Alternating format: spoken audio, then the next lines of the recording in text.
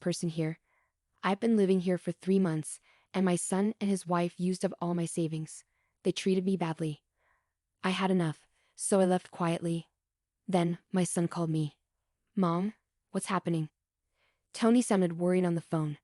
Around that time, something I did became big news across the United States. I'm Sarah, and I'm 70 years old. I lived in France for a while, but I got sick, so I came back to the States. My old apartment was gone, so I asked my son and his wife if I could stay with them for a bit. Tony, my only son, is 44 and works in an office. He and his wife, Alice, don't have kids, and they live quietly. We lost touch while I was away, but I decided to reconnect, and Tony seemed happy to hear from me. I explained my situation and asked if I could stay for a while. Tony agreed, though he seemed unsure. It felt awkward to rely on them, but the happiness of being with family again outweighed my doubts. With a mix of nerves and happiness, I took a taxi from the airport to their house. When I got there, Tony and Alice greeted me at the door. Tony seemed glad to see me, but Alice looked upset. I plan to stay here for a few months. My stuff will arrive later, I said, leaving my carry-on bag and heading to the living room. We talked about our lives, jobs, and my time in France. When Tony asked why I moved there, I just said, I wanted to enjoy the French countryside as I get older. Tony laughed, but Alice stayed unhappy. We also talked about my health issues. I've been dizzy a lot, and might have Meniere's disease. Sometimes I can't stand and feel sick when it happens. I don't feel safe living alone, so I want to stay with them until I feel better. After our chat, I went to get my stuff for my carry-on. As I organized it in the hallway, I heard Tony and Alice talking. Are you serious about letting Sarah stay? I don't want to live with an old woman. She's my mom, Alice said. You're not always home because you work part-time, Tony replied. But what about when we're off work? How long is she staying? I want her gone. Alice insisted. Mom will leave eventually. Let's talk about money tomorrow. Just keep it down, she might hear you, Tony warned. She can't hear us, she's old. Old age brings sharp ears for insults, Alice said. There I was hearing their conversation in the hallway. I felt bad for suddenly staying with Tony and his wife. It must be hard for them, but I'm happy to spend time with them after so long. When Tony was young, I raised him alone after my husband died. We didn't have much, and Tony faced difficulties with his health. This doesn't make up for that, but I came here to apologize and show gratitude. It's a shame I'm not welcome, but they have their own lives. I went to the guest room they gave me, trying to calm my anxious heart. The next morning, Tony went to work, leaving just Alice and me at home. While I was doing some crafting in the living room, Alice came up to me. Hey Sarah, can you clean up this mess? I looked around and saw fabric scraps and threads scattered about. Oh, I'm sorry. I'll clean it up. Do you want to see what I'm making? I showed her the small pouch I was sewing, with a little green turtle design. It's a turtle pouch. I love turtles, so I make crafts with turtle themes. It even has a zipper on its shell, I explained. That's nice, Sarah, but you can't stay here all day. Find somewhere else to go when I'm not working. You're in the way, Alice said, cutting me off, clearly uninterested. But I get dizzy if I go outside too much, I protested. I'll drive you to the nearby community center to stay during the day. I have things to do at home, Alice said firmly, without room for discussion. She added, and while you're here, help with the chores. You're not just here to relax. Since we're letting you stay, do some cleaning and laundry instead of crafting. Stunned, I finally replied, okay, and slowly got up from the armchair. Despite feeling dizzy and sore, I ended up doing all the housework. Alice and Tony treated me like a housekeeper, and it seemed like Alice hadn't been keeping up with chores before I arrived. That night, when Tony got home, he asked, Mom, did you bring your banking card? He spoke with a smile. I don't mind you living with us, but life costs money. Could you chip in? I looked at Tony, nodded, and stood up. I took out my banking card from my handmade pouch and handed it to him. He checked it quickly, and his face tightened. Wait, Mom, is this all you have saved? Any other accounts? I replied. That's all I have. I don't need much at my age. No chronic illnesses or anything. I smiled as the conversation continued, but Tony's expression darkened. This isn't enough money, not even $10,000. You said you were living well abroad, so I assumed. Tony kept pressing me, asking if I had more money. When I said no, he sighed and slumped his shoulders. Okay, I'll hold on to this cash for now.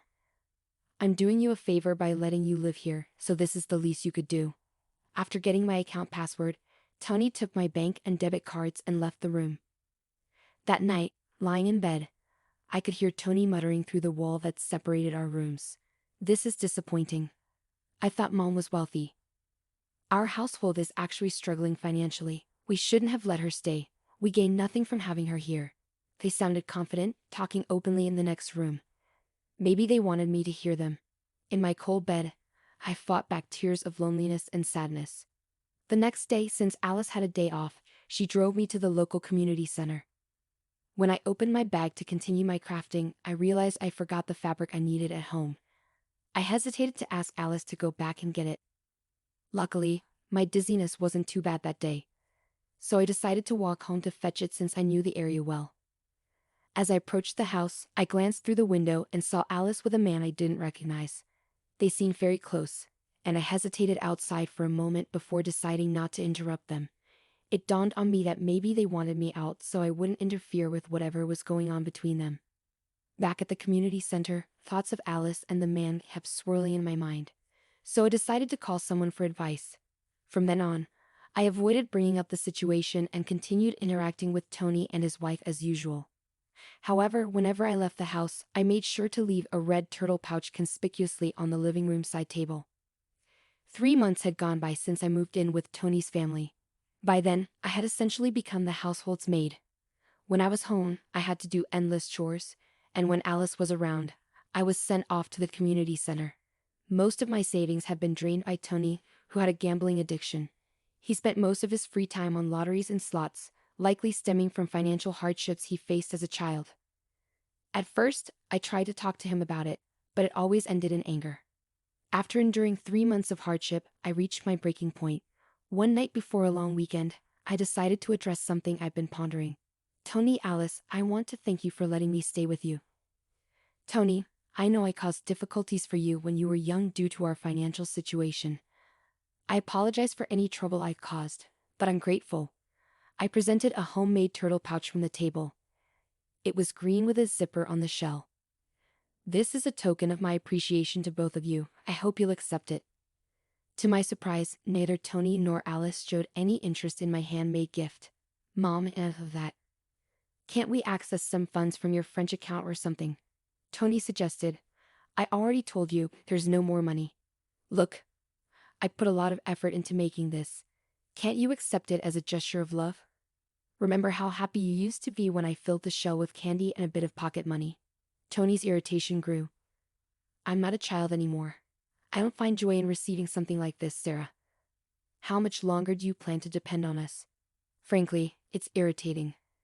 Tony and his wife exchanged a cold look, appearing desperate. I asked Tony, do you remember Joe? He helped us out in that old apartment we lived in. What? I don't remember. Stop bringing up old stories, Tony replied sharply. A heavy silence settled between us as I held onto the turtle pouch tightly, feeling the paper inside. The next day, Tony and his wife went on vacation, leaving me behind. After our conversation the previous night, I had already planned to leave the house. I quickly packed my bags with the arranged carrier and sent them off to my home in France. I made sure to include the red turtle pouch in my carry-on bag. Leaving a brief note of gratitude and farewell on the table, I walked out of the house where I had stayed for 3 months. After leaving the house, I didn't immediately return home. Instead, I stayed in a hotel in the US for a while. I had matters to attend to, and I figured Tony and his wife would reach out to me eventually. True to my expectations, about 2 weeks later, Tony called. Mom, what's the deal with the turtle pouch? It's yours, right? Tony's voice sounded frantic over the phone. Oh, you noticed? I replied calmly. I wasn't surprised when I saw the news on TV about the turtle-shaped pouch. Inside it was a check for $1 million. It was my way of expressing gratitude for all they'd done and apologizing for any trouble I caused them when Tony was young. Some might think it shallow to make amends with money, but I had dreamed of this day for over 40 years, saving up bit by bit. Before meeting Tony after so long, I did some research and discovered he was in debt. He had tried to clear his gambling debts by gambling more, only to sink deeper. Despite having a steady job, he couldn't break free from the cycle. I simply wanted him to pay off his debts and find peace. However, they refused my gesture, forgetting the kindness they had once shown my family. So I decided to split the $1 million check into smaller amounts and donate it to charities and welfare organizations across America. I placed the donations in a handmade turtle pouch and sent them anonymously. The turtle pouch became a sensation, making headlines and trending on social media. "Alice, isn't that the turtle pouch?" someone commented online. "Yeah, looks like it," another remarked. "Yes, that's the one. I was planning to give them filled with money too," I replied. "I see. Well, he could have just told us. We would have accepted it. If you didn't want my feelings, then you don't need my money either." Tony's voice was angry over the phone. "It's my money. How dare you deceive me? Give it back," he demanded. I couldn't bear to listen to Tony's anger any longer, so I pulled the phone away from my ear. After a moment, I spoke. "All right, calm down. You're giving me a headache. There's one more turtle. And if you really want it, it's yours." Tony eventually settled down and insisted on having the turtle. We agreed to meet later at a cafe. On the appointed day, I brought the last red turtle in an envelope to our meeting spot. Tony and his wife were already there, demanding the money before I even sat down. When I silently pulled out the red turtle, Tony snatched it immediately, unzipping its shell. But instead of finding a check, he found a small electronic device. "What the heck is this?" Tony was confused. He found a tiny button and pressed it. A voice started playing, and Alice, standing next to Tony, turned pale. Seated next to Tony, Alice's expression changed as she heard a voice recording. It was her own, speaking warmly with another man who wasn't Tony. "What is this? Why? What's happening?" Alice seemed to finally understand that it was a recording of her having an affair at home. She tried to grab the recorder from Tony's hand, but he held on tight. While they struggled, I opened the envelope. I brought out several pictures and laid them on the table, showing Alice cheating with another man at home. Faced with undeniable evidence, Alice was flustered and kept asking, "Why? Why?" Tony picked up the photos one by one, studying them closely. "Something didn't feel right since I arrived at your house. A friend suggested I hire someone to find out, and even offered to cover the costs." "Why would you do this? What's wrong with you?" Alice's voice trembled. "Well, you're my son's wife. It's heartbreaking to think family would deceive each other. Maybe you'll understand when you're older. Fate brought me here to uncover your infidelity, Alice. Have you been lying to me this whole time?" Tony's disappointment was evident in his voice. "Tony, when did this start? You have secrets too. If you're saying she cheated, you need to admit your mistakes," Alice argued. "I never cheated, but what about the money you owe?" Tony went quiet, and Alice took her turn to speak. "What about you spending all your money on gambling? I only use the money I earn, and you have a part-time job, so you should have some savings," Alice replied. As I listened to their argument, it was obvious this couple had been holding on somehow until now. "Both of you are broke. Tony, you owe $40,000. Alice, you've been giving all your earnings to your other person." "I had someone check your finances too," I interrupted. Both Tony and Alice were really surprised, and they started yelling at each other. I was stunned when I found out about the investigation results. This couple was really close to running out of money. "Listen, if we get Mom's money, we can pay off the debt. So just give it to us already," Tony insisted. "I already gave away all the money. The only thing left is this red turtle statue," I clarified. "He spent all my savings on gambling, remember?" Tony accused Alice. "What? No way. All of it?" Alice's eyes widened in shock. In a fit of anger, Tony lunged at me across the table. Other people in the cafe started paying attention, and the staff rushed over. "The $1 million was supposed to be mine." "It's mine. Give it back," Tony shouted. Soon, the police had to be called to calm Tony down. After they talked to him, they kindly escorted me back to my hotel because I was worried about Tony's aggressive behavior. A week later, Tony and Alice's relationship had fallen apart completely because of the affair and money problems. They got divorced. Tony, now single, got even more caught up in gambling and debt. He was caught trying to steal money from his job and was fired. To make things worse, his angry outburst in the cafe was recorded and shared on social media, making it hard for him to find another job. Unable to face the embarrassment, Tony cut off all contact and disappeared. After the divorce, Alice didn't have anyone to depend on, so she moved into an old public housing unit and lived alone. Just as I was about to make a donation to help rescue turtles, a post I made online joking about my own turtle went viral. Alice started experiencing harassment and stalking because of it, which eventually spread to her part-time job and got her fired. Even the man she was having an affair with got tired of her and left. Now she doesn't have any income and is relying on temporary assistance for needy families. After that, I went back to my home in France. Once I finished unpacking in my apartment, I changed into a dress smoothly. While I was going over some work documents, I heard a noise at the door. It seemed Joe, my roommate, had come back home. "Hey, Madam President. Welcome back. How was your trip to America?" Joe greeted me with a smile as he hung up his coat and put down his bags.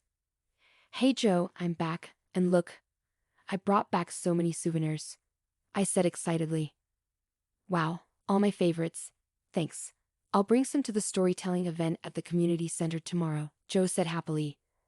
Joe carefully examined each souvenir on the table, his face glowing with delight. After we both got back on our feet, Joe and his wife moved away for work. Years later, we unexpectedly met in the city, and I started helping with a support program for people in need that Joe had started. By then, Joe's wife had passed away, and we began working together as partners in both business and life.